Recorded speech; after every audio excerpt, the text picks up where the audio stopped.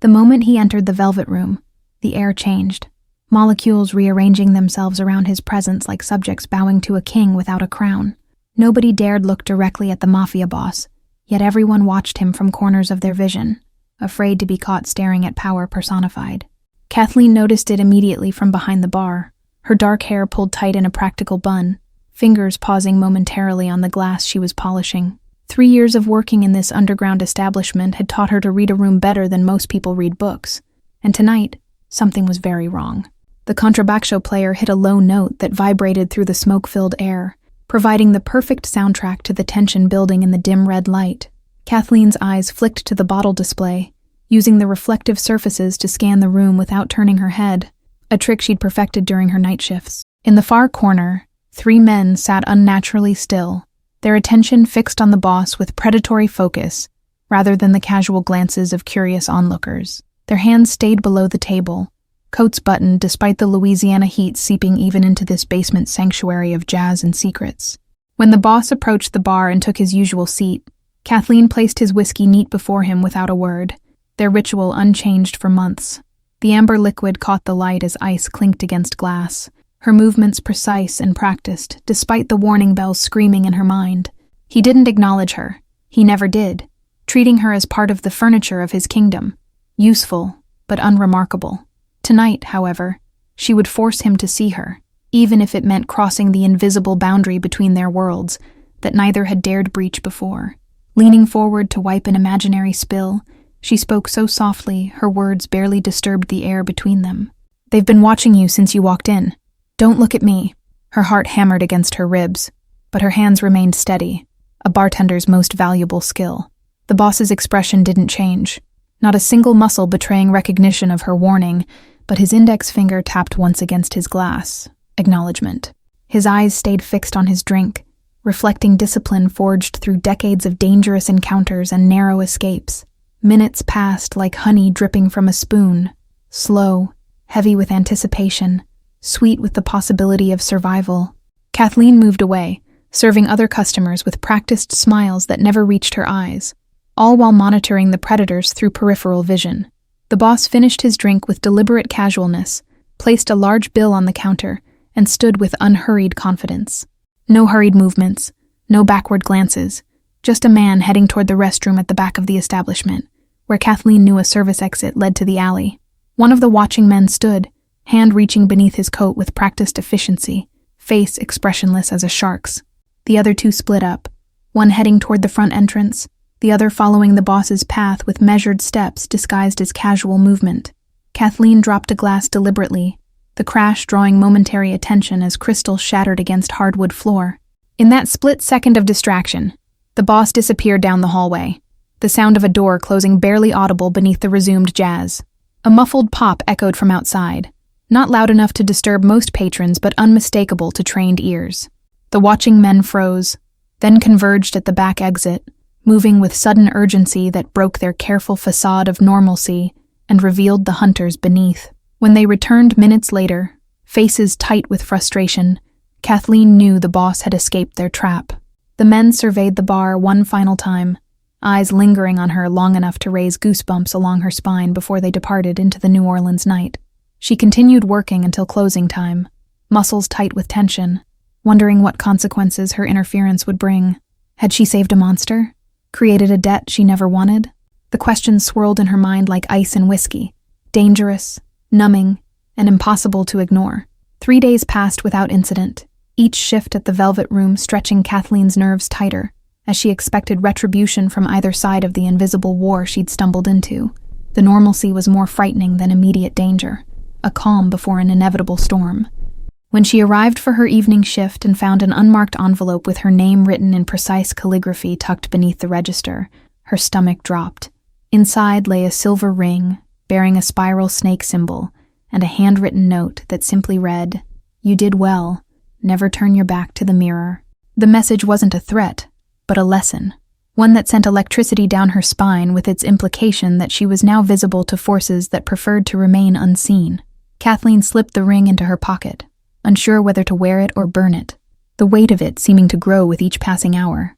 The night progressed with typical rhythm, jazz filtering through cigarette smoke, patrons drinking to forget or remember, depending on what haunted them. Kathleen moved with heightened awareness, cataloging faces, noting positions, treating everyone as potentially dangerous until proven otherwise.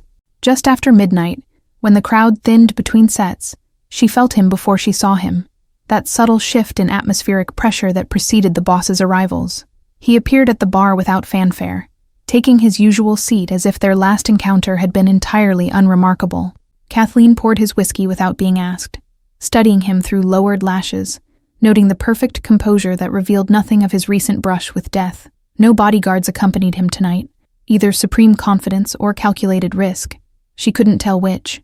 "You returned," she said quietly, not quite a question as she placed his drink before him, the crystal catching crimson light from overhead fixtures. Her voice betrayed nothing of the turmoil beneath her professional demeanor. Years of serving volatile men teaching her to mask emotions beneath practiced neutrality. The boss's eyes met hers directly for the first time, dark, evaluating, intelligent, beyond the brutal power they contained. "I pay my debts," he replied, voice like gravel wrapped in silk, cultured yet dangerous, the kind of voice accustomed to both boardrooms and bloodshed. Kathleen felt herself being measured, assessed for value beyond her warning, her worth calculated in a world where human life held variable prices. "The men who watched you," she ventured, keeping her voice low, "they've been back, asking questions about you, about me." Something dangerous flickered across the boss's face, not anger directed at her, but a cold purpose that transformed his features into something almost inhuman. "Names have power," he said after a measured pause. "I've never asked for yours, nor you for mine. That changes tonight." He extended his hand across the bar, an unthinkable breach of the unspoken boundary between them, offering formal introduction where before there had only been transaction. "Bernard Holt," he said, the name falling between them like a gauntlet thrown in medieval challenge. Kathleen hesitated only a second before accepting his hand, his grip firm but not dominating, a respect she hadn't anticipated. "Kathleen Reeves," she responded, feeling the ground shift beneath her feet, as anonymous service transformed into recognized alliance with 4 syllables of her true identity. Bernard released her hand but maintained eye contact, intensity undiminished. "They were Grayson's men. He's wanted my territory for years. Thanks to you, he still doesn't have it, which means he'll try again. And now he knows you exist." The implications settled over Kathleen like a shroud. She'd saved a life but potentially sacrificed her own anonymity, her safety, the careful distance she'd maintained from the underworld that surrounded the Velvet Room. "What happens now?" she asked, surprising herself with steady words. Bernard Holt sipped his whiskey, savoring it briefly before answering with chilling certainty. "Now I ensure nobody watches either of us again." The promise hung between them, neither comfort nor threat but simple fact. The world had changed, and survival would require adaptation. Kathleen's apartment felt different that night. Shadows deeper, silence heavier, ordinary creaks transformed into potential warnings. She checked locks twice, windows 3 times, finally settling on her sofa with a baseball bat nearby. Sleep an impossible luxury when every sound might herald danger. Morning arrived without incident, sunlight chasing away immediate fears, but leaving behind a residual unease that followed her through mundane routines. The university campus where she attended afternoon classes seemed exposed now, too open, her fellow students oblivious to how quickly safety could become illusion. Professor Walsh's economics lecture blurred into background noise as Kathleen's mind calculated risks, weighed options, contemplated leaving town versus staying to face whatever consequences approached. The silver snake ring burned in her pocket, a talisman or target depending on perspective. Walking to her evening shift, she noticed a black sedan parked half a block from the Velvet Room, windows tinted beyond legal limits, engine running despite being stationary. Kathleen altered her route, using back alleys and service entrances, remembering Bernard's warning about mirrors and watching eyes. The bar owner, a gruff man called Pike with weathered skin and knowing eyes, pulled her aside before opening. "2 men came asking about you today. Suits, not cops, not friends." His expression conveyed volumes, awareness of the world beyond his establishment without directly acknowledging its tentacles. Kathleen nodded, throat dry, wondering how quickly her ordinary life was unraveling. "Did you tell them anything?" she asked, already knowing Pike's answer. He hadn't survived 30 years in this business by volunteering information to strangers with dangerous questions. Told them you're just a student working nights. Nothing special. Pike grunted, patting her shoulder awkwardly. Whatever you're mixed in, girl, tread careful. I've buried enough employees over the years. The uncharacteristic concern from her normally taciturn boss only heightened her anxiety. The night progressed with excruciating normalcy. Each customer scrutinized.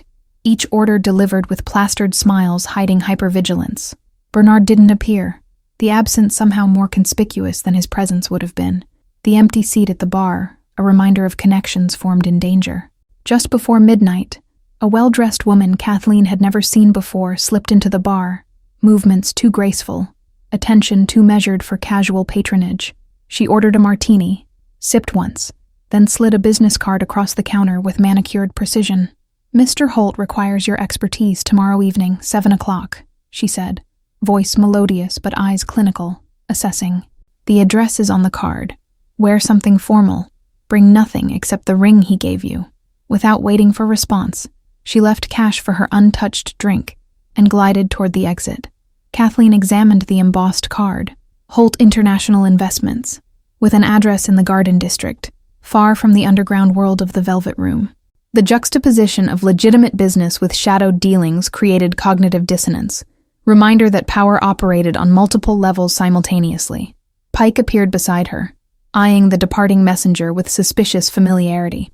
That's Juliet, Holt's right hand, he murmured, surprising Kathleen with his knowledge. If she came personally, you're either very lucky or very dead. Sometimes both with those people. You know Bernard Holt? Kathleen asked, unable to mask her surprise that her employer moved in such circles. The revelation shifted her understanding of the Velvet Room itself, perhaps not just adjacent to power, but deliberately positioned within its orbit. Pike's laugh held no humor, just weary knowledge. Everyone in New Orleans knows Holt, girl. Some just pretend they don't until they need him. The smart ones pray they never do. He turned away, conversation clearly finished, leaving Kathleen with more questions than answers. She finished her shift on autopilot, mind racing through possibilities, consequences, scenarios both hopeful and catastrophic. Whatever Bernard Holt wanted from her transcended simple gratitude for a timely warning. She had become a piece on a chessboard she couldn't fully see. The Garden District mansion stood like an elegant fortress, white columns and manicured hedges concealing state-of-the-art security systems that Kathleen spotted with her newly heightened awareness. Wrought iron gates opened automatically as her taxi approached, cameras tracking her movement with mechanical precision. A butler greeted her at the door, his posture military despite the formal attire, eyes scanning beyond her for potential threats. Ms. Reeves, he acknowledged with a slight bow. Mr. Holt is expecting you in the library. His accent carried traces of Eastern Europe, hands positioned to access whatever weapon he undoubtedly carried beneath his impeccable jacket. Kathleen followed him through hallways adorned with art valuable enough to fund her entire education, each piece authentic rather than reproduction, power displayed through casual ownership of beauty and history. The snake ring felt heavy on her finger, marking her as something between guest and possession in this rarefied world. The library doors opened to reveal Bernard standing before floor-to-ceiling windows, backlit by the setting sun, his silhouette sharp against orange-gold light. Unlike his appearances at the Velvet Room, here he wore no armor of anonymity. This was his kingdom, his strength undisguised and unapologetic. "Thank you for coming," he said, turning to face her, expression unreadable as always, yet somehow less guarded. The formality created distance where danger had briefly connected them, boss and bartender retreating to their respective roles despite circumstances that had momentarily bridged worlds. Juliet materialized from a shadowed corner of the room, tablet in hand, efficiency personified in a tailored suit. Security reports Grayson's surveillance team has increased to 6 operatives watching Ms. Reeves's apartment and the university campus. Her delivery was clinical, as if discussing weather patterns rather than people hunting another human. Bernard nodded once, decision already made.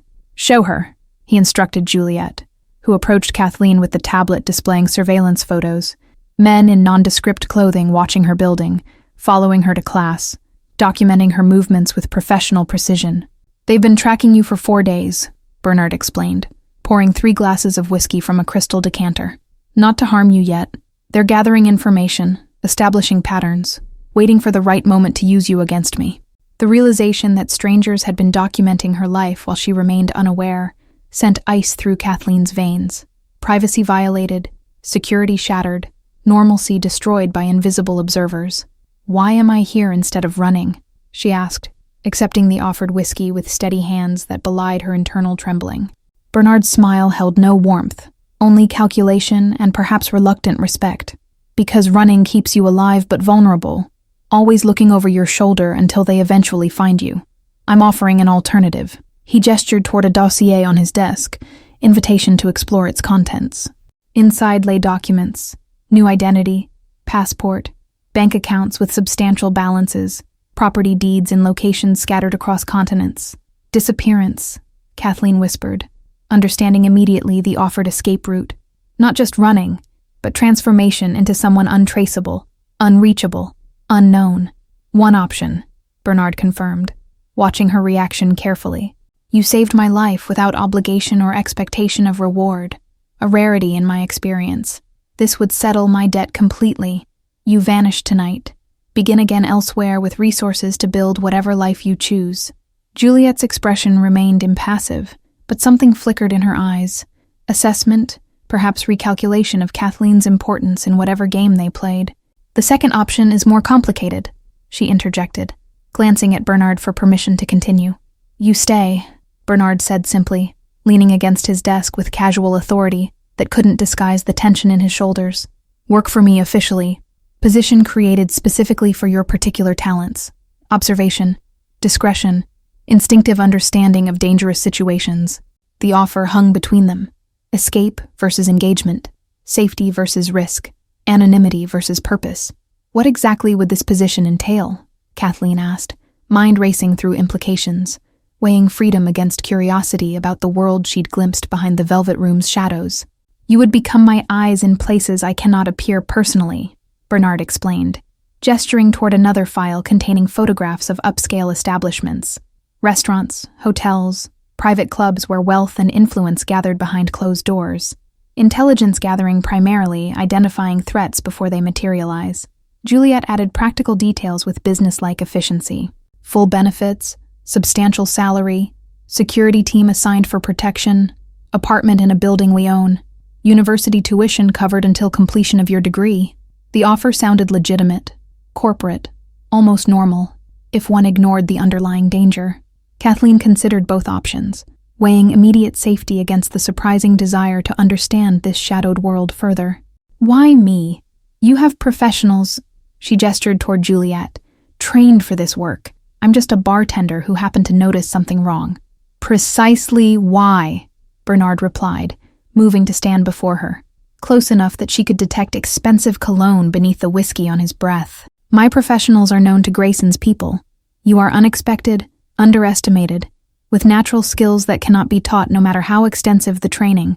Outside, darkness had fallen completely, New Orleans transforming into its nighttime self, beauty and danger intertwined like lovers in the humid air. Kathleen stared through the window, considering how her life had narrowed to this single decision point, choice between paths equally unfamiliar.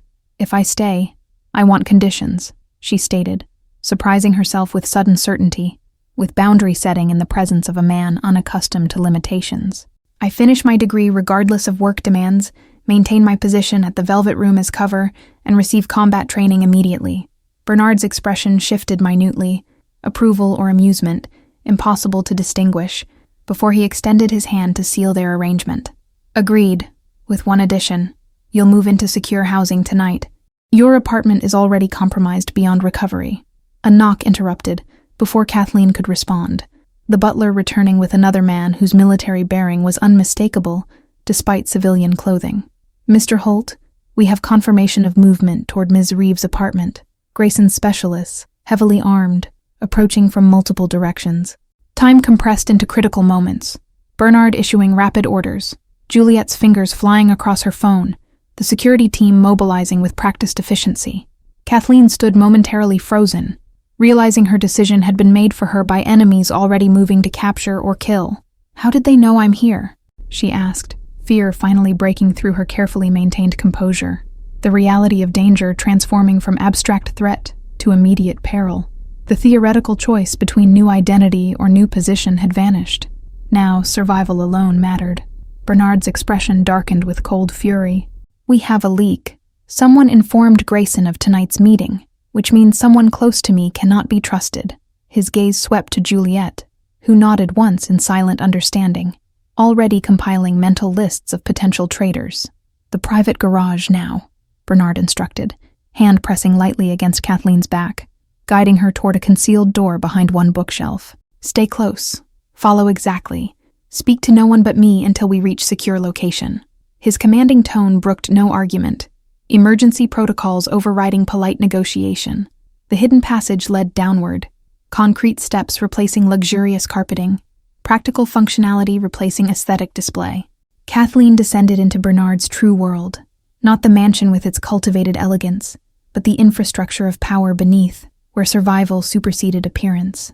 3 armored vehicles awaited in the subterranean garage, engines already running, drivers anonymous behind tinted windows and tactical gear. Bernard directed Kathleen toward the center SUV, most protected position in the convoy formation, his hand never leaving the small of her back. "Your first lesson in my employment," he said quietly, as they settled into the vehicle's bulletproof interior, "begins now.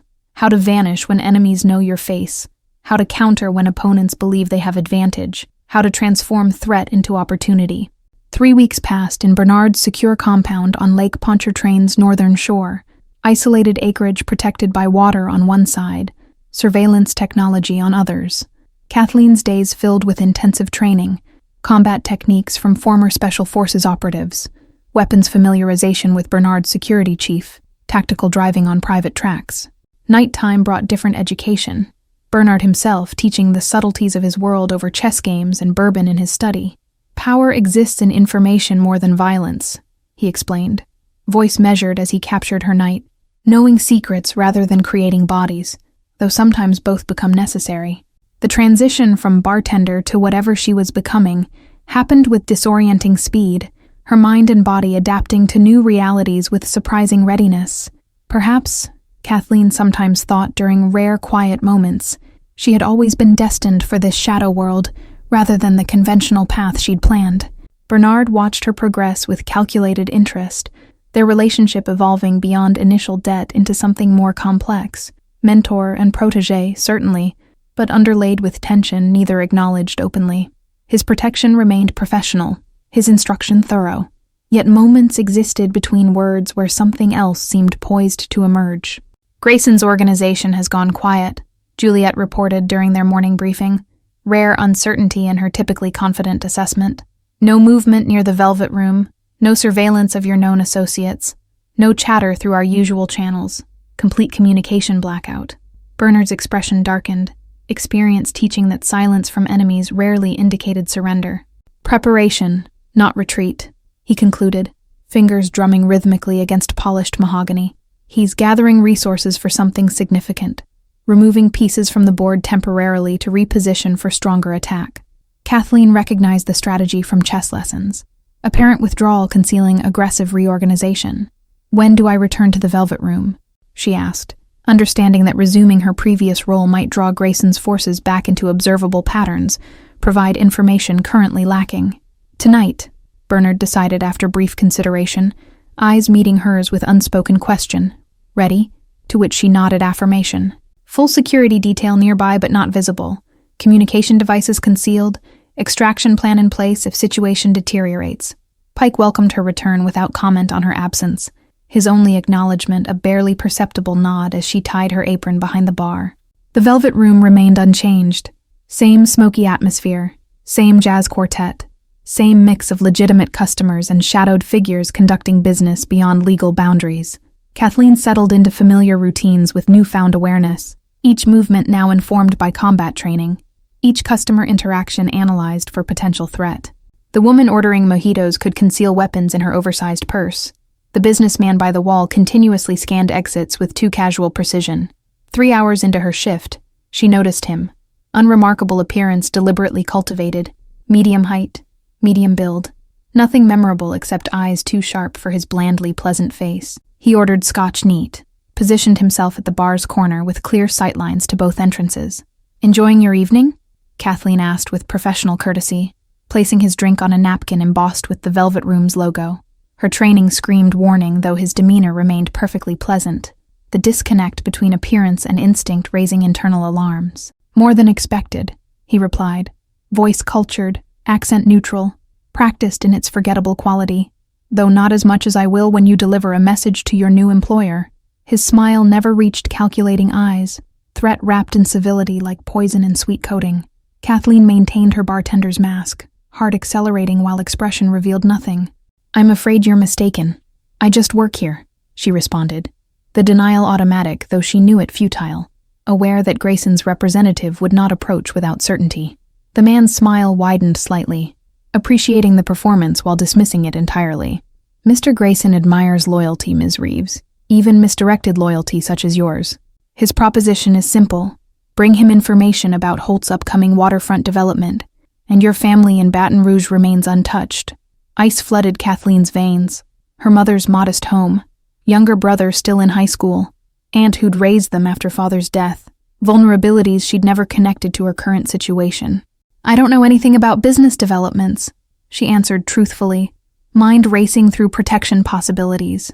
"You have 3 days to learn," the man replied, sliding a phone across the counter. "Untraceable, disposable, meant for single-use communication. Call the only programmed number when you have something valuable. After that, consequences become—" He paused, sipping his scotch. "Unfortunate for those you care about." Kathleen maintained her composure until closing time, functioning on autopilot, while her mind processed Grayson's threat against her family, the one vulnerability she'd failed to anticipate. Once Pike locked the doors behind the last patron, she activated the emergency contact device concealed in her watch, Bernard's security team responding within minutes. The drive back to the Lake Pontchartrain compound passed in tense silence, Kathleen's hands clenched around the burner phone like it might detonate if gripped too loosely. Bernard awaited her arrival in his study, Juliet beside him reviewing security footage from the Velvet Room, both expressions hardening when Kathleen recounted her encounter with Grayson's messenger. "Your family is already being moved to safety," Bernard assured her, anticipating her first concern before she could voice it. "Security teams were dispatched the moment you activated the emergency signal. Your mother, brother, and aunt will be at a protected location within the hour." Relief flooded through Kathleen momentarily, before new worry took its place. Her family would be terrified, uprooted from normal lives because of choices they knew nothing about. "They deserve an explanation," she said, voice steadier than she felt.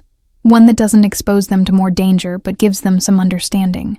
Bernard studied her, weighing options, calculating risks and benefits of various approaches to the human element he typically managed through distance and control. "Agreed," he finally responded, surprising both Kathleen and Juliet with the concession. "You may speak with them once they're secure. Limited information. Emphasis on temporary precautions rather than permanent threat." Juliet interrupted with professional precision. "More urgent is determining how Grayson identified your family connection despite our countermeasures. Background checks on all security personnel are being re-verified. Communication channels audited for breaches."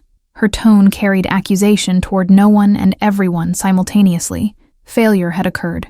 Responsibility would be assigned. Bernard dismissed this concern with unexpected calm. "The leak is intentional. Specific information I allowed to circulate through controlled channels. Grayson accessed exactly what I wanted him to find. No more." His revelation transformed the apparent security failure into strategic maneuver, chess moves advancing while opponents believed they held advantage. Kathleen processed this new information, anger flaring briefly that her family's safety had been gambling chip in Bernard's larger game. "You anticipated this threat against my family? Used them as bait?" The words emerged sharper than intended, training temporarily forgotten as personal fear overrode professional distance. To her surprise, Bernard accepted the accusation without defensiveness. Not as bait, as inevitable target requiring preemptive protection. Grayson's psychological profile indicates consistent targeting of emotional connections rather than direct confrontation. I didn't create the vulnerability, but recognized its existence before he exploited it. The distinction offered cold comfort, but demonstrated foresight Kathleen couldn't dismiss. Bernard had prepared for attacks she hadn't even considered, protection already in motion before threat materialized. The realization shifted her perception further. Her new employer operated steps ahead in multiple dimensions simultaneously. Morning brought confirmation of her family's safe relocation to a Bernard-owned property in coastal Mississippi. Comfortable, secure, surrounded by personnel presenting as household staff rather than obvious security. Kathleen spoke briefly with her mother, offering sanitized explanation about potential identity theft requiring temporary precautions, promising visits soon when circumstances permitted. The burner phone remained silent throughout the day, pressure of deadline building with each passing hour. Bernard convened strategic meeting in the compound's conference room. Digital displays mapping Grayson's known properties, business interests, personal connections, intelligence accumulated over years of calculated observation. "We don't wait for him to call again," Bernard announced, strategy crystallizing as he paced before the assembled team. "Instead, we control this exchange by offering information he wants, but cannot resist. The waterfront development plans, modified to include security vulnerabilities that don't actually exist." Juliet nodded approval, already typing implementation directives into her tablet. False blueprints showing phantom access points, security schedules indicating coverage gaps that won't occur, personnel files for guards who don't exist, convincing enough to pass initial verification while leading his people into prepared containment areas. Kathleen recognized the elegant trap being constructed, not simply defensive protection, but offensive counterattack disguised as vulnerability. "He'll send his best operatives to exploit the weaknesses we're revealing," she observed, thinking through implications, potential outcomes, necessary preparations for various scenarios. The burner phone activated precisely at midnight, screen illuminating with incoming call that Kathleen answered according to rehearsed protocol. "I have what Mr. Grayson requested," she stated without preamble, voice steady despite tension coiling through her body like steel wire pulled taut. The voice responding carried authority, rather than the messenger's bland professionalism. Grayson himself taking direct control of operation he deemed critical. "Excellent decision, Ms. Reeves. Bring the documents to the abandoned fish processing plant on Harbor Road at 2 a.m. Come alone, or your family's protection becomes irrelevant." Bernard's team tracked the call's origin despite sophisticated masking technology, triangulating position to luxury yacht moored in Lake Pontchartrain, rather than the decrepit meeting location specified. "Classic misdirection," Bernard noted with professional appreciation rather than concern. "He'll monitor the plant remotely while maintaining safe distance on water, expecting either your capture or my personal intervention." Preparations accelerated, Kathleen changing into tactical clothing designed to appear civilian while concealing body armor and communication equipment, weapons positioned for quick access without obvious visibility. Bernard's security chief conducted final equipment check personally, ensuring nothing could malfunction during critical moments ahead. "Remember your training," Bernard instructed as helicopter prepared for departure, his hand briefly touching Kathleen's shoulder in gesture containing complex meaning beyond simple reassurance. "Trust the team positioned around you, maintain the cover story until confirmation signal, then move immediately to extraction point Alpha when operations begin." The abandoned processing plant loomed against night sky, broken windows like missing teeth in industrial corpse, rust-stained walls testament to prosperity abandoned when fishing industry collapsed decades earlier. Kathleen approached alone as instructed, modified blueprints secured in leather portfolio, burner phone confirming her arrival to watchers unseen. 3 men emerged from shadows as she reached the building's entrance. Professional operators with military bearing barely concealed beneath civilian clothing, weapons visible enough to communicate threat without explicit statement. "The documents first," the leader demanded, hand extended with impatient authority. Kathleen surrendered the portfolio without resistance, portraying nervous cooperation, rather than calculated participation in operation larger than these men could comprehend. "My family's safety is guaranteed now?" she asked, voice deliberately pitched higher than normal, embodying fear expected from Bartender thrust into dangerous circumstances beyond experience. The leader ignored her question, attention focused on documents being authenticated by associate with specialized equipment, scanner detecting electronic markers Bernard had incorporated into false blueprints, confirmation of apparent authenticity, triggering sequence of events already in motion beyond these walls. "Mr. Grayson appreciates your cooperation," the leader finally responded, satisfaction evident as authentication completed successfully. "Though he questions your sudden access to classified development plans, convenient timing suggesting preparation rather than desperation." Kathleen recognized the pivot point, suspicion transforming interaction from simple exchange into potential interrogation or worse. Mr. Holt has been bringing development documents to review at his regular table, she explained. Alibi practiced until delivery sounded natural rather than rehearsed. He's careless when drinking, leaves papers unattended, speaks too loudly about security details. Skepticism remained in the leader's expression, decision forming behind eyes that had witnessed enough violence to become desensitized to its implementation. You're coming with us. Mr. Grayson has additional questions requiring more thorough discussion than this location permits. The extraction order, disguised as kidnapping but actually triggering Bernard's operation, arrived precisely as expected, Kathleen's rehearsed protests providing cover for strategic compliance. The leader gripped her arm with professional restraint, firm enough to control movement without leaving evidence of excessive force. Outside, engine sounds approached. Not the expected extraction vehicles, but helicopter rotors growing louder, spotlights suddenly illuminating the loading dock area with blinding intensity. The leader's communication device activated with urgent voices, words indistinguishable but tone-conveying emergency protocols initiated. Chaos erupted in choreographed precision. Bernard's tactical team breaching from multiple entry points simultaneously, coordinated assault targeting Grayson's men with non-lethal efficiency, designed to capture rather than eliminate. Kathleen broke free and practiced movement, seeking predetermined cover position while operation concluded around her. The leader recognized betrayal too late, weapon-clearing holster as Kathleen's hand closed around concealed taser, Bernard's training manifesting in muscle memory that required no conscious thought, electrodes connected with chest, voltage disrupting nervous system, target collapsing before finger could close on trigger. Dawn broke over Lake Pontchartrain as operation concluded. Grayson's yacht seized, digital evidence secured, prisoners transported to holding facility Bernard maintained for situations requiring discretion beyond official channels. Kathleen watched from compound's observation deck as authorities arrived to take custody of prisoners and contraband, following anonymous tip regarding weapons trafficking. Grayson miscalculated twice, Bernard explained, joining her as Coast Guard vessels escorted the seized yacht toward port. First assuming you could be manipulated through family, then believing his position on water provided safety from conventional approach. His satisfaction remained measured, victory acknowledged without excessive celebration. Juliet presented preliminary after-action report with characteristic efficiency. 17 arrests including Grayson himself, complete digital records of criminal enterprises spanning 5 states, offshore accounts containing funds traceable to human trafficking operations previously attributed to other organizations. Her assessment continued with catalog of intelligence gathered, assets seized, connections identified for further investigation. The victory felt hollow to Kathleen despite its completeness. Her family remained displaced, their lives interrupted by danger they never chose, consequences of her decisions affecting those she sought to protect. When can they return home?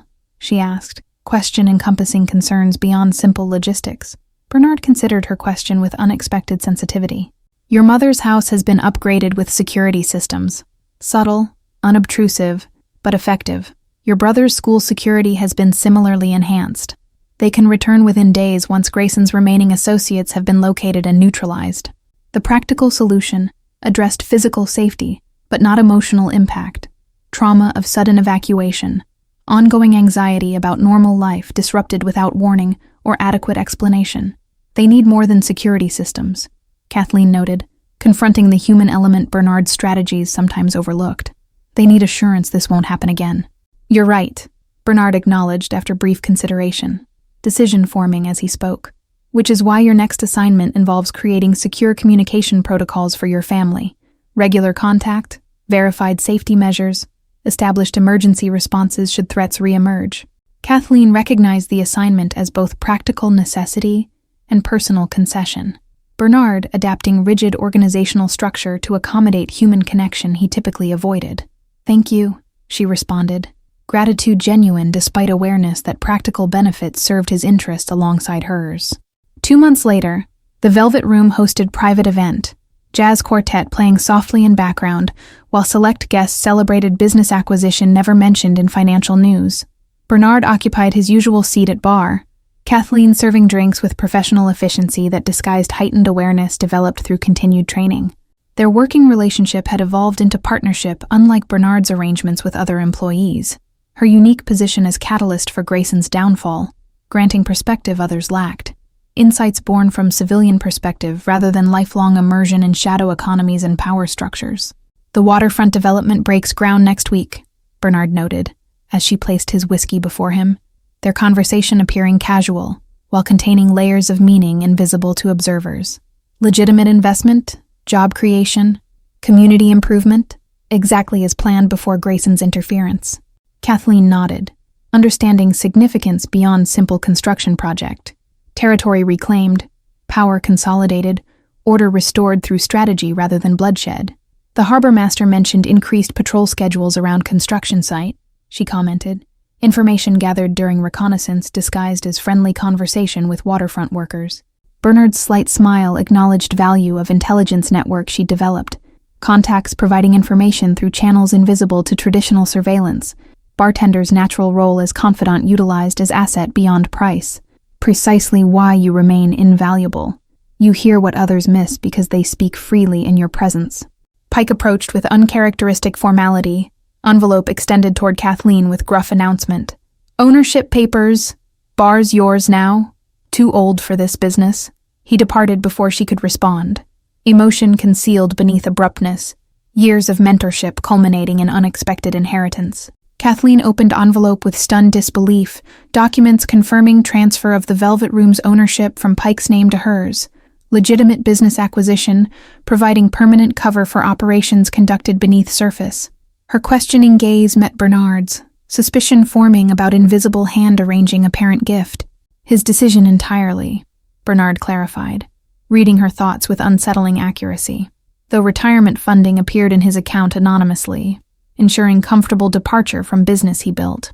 The arrangement typified Bernard's approach, influence exercised through opportunity rather than obvious control. Kathleen surveyed the establishment, her establishment now, with newfound perspective on territory both visible and concealed. The bar where danger first connected them had transformed into nexus point, where worlds overlapped. Legitimate business, intelligence gathering, power carefully balanced between shadows and light. To new beginnings, Bernard proposed, raising glass and toast that acknowledged transformation more profound than simple business acquisition.